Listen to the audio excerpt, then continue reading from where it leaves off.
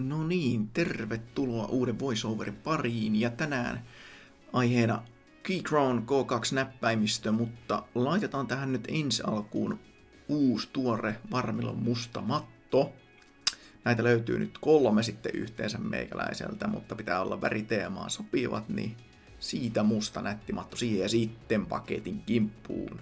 Mitäs täältä löytyy? Siisti paketti, näpsäkkä, mutta hetkone. Millä sitä aukastaa? No puukollahan se aukastaa siitä näinkästi. Otetaan viilto siihen ja saadaan näppärästi muovit pois ja heitetään muovit roskiin ja sitten itse paketin kimppuun. Otetaan tuo kansi veke tuosta näinkästi. Jaha, ja sieltähän pompsahtikin saman tien ohjeistukset, jotka oli erittäin hyvät tässä, koska yhdessä lanketissa löytyy kaikki tarvittava näppäimistön ohjeistuksiin liittyen. No sitten seuraavaksi otetaan itse näppis pihalle siitä. Ja katsotaanhan vähän millä tavalla ja minkä näköinen tää on. Ensisilmäys oikein hyvä, näpsäkkä hyvän näköinen siitä.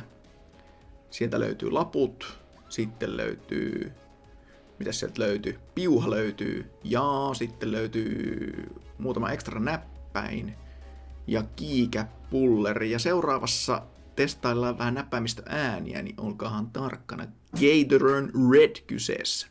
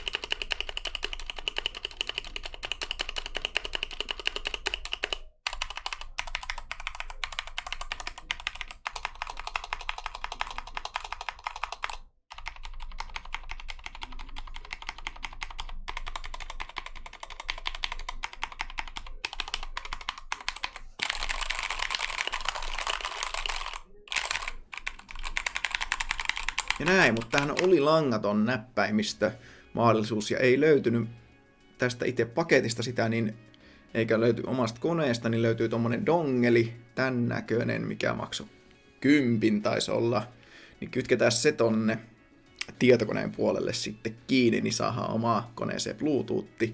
Ja sitten täältä näppäimistön päädystä ei muuta kuin Bluetooth päälle. Ja se jo kivasti alkoikin vilkkumaan siinä. Tässä on myös RGB-valot, niin kuin näkyy.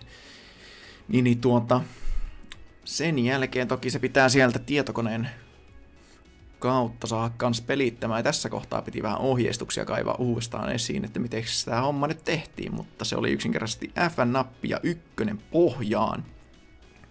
Ja silloin se alkaa luomaan yhteyttä tuonne tietokoneen suuntaan. Ja toki sitten tietokoneestani laitehallinnan kautta ei muuta kuin etsimään, ja tää löyski sen sitten suoraan K2 siellä taisi lukea, ja ei muuta kuin yhdistellään se sitten könieseen kiinni, niin päästään sitten itse näppäimistöllä kirjoittelemaan. Eli tässä tosissaan langaton ominaisuus löytyy, ja näitä mekaanisia näppäimistöjä, missä tää on, niin ei hirveän montaa ole, ja tää on budjettiin aika käypäinen. 100 euron hintaluokkaa suurin piirtein. No sitten piti vielä katsoa, kun tämähän on myös Macintoshin layoutille tehty, niin varanappuloista kaivettua nuo Windowsille sopivat nappulat ja laitetaan ne vaihtoon tällä omalla kiikäpullerilla, missä hetken piti aikaa rimpuilla ennen kuin ne alkaa sinne paikoille menemään, mutta hyvinhän ne napsahtaa sinne sitten. Ja itse tykkään silleen, että teema näppäimistössä on sama, eikä siellä yksittäisiä punaisia tai muuta ole, niin kaikki harmaaksi ja tämän näköinen lopputulos sitten ois. Vähän näköjään heiluttelen sitä, kun en osaa sitä tuohon suoraan kameralle näyttää, mutta aika kompakti setti. Tää on tolla vähän pienemmällä layoutilla kuin mitä norminäppäimistöt on, mutta sieltä nuo F1-nappulat ja muut löytyy. Ja tää on tosissaan Nordic layoutille tehty tää setti. Ja unohtu melkein, mutta hei, meikäläinen otti siihen messiin tän oman palm restin, mikä kuuluu tähän. Laitetaan se ei, siihen vaan reunaan kiinni ja se on siinä. Ja ei muuta kuin kiitoksia, ja tää oli tässä ja tosi hyvä, että olitte kattelemassa videoista ja vähän pitkästä aikaa uutta settiä. Niin moro! Hei, ui.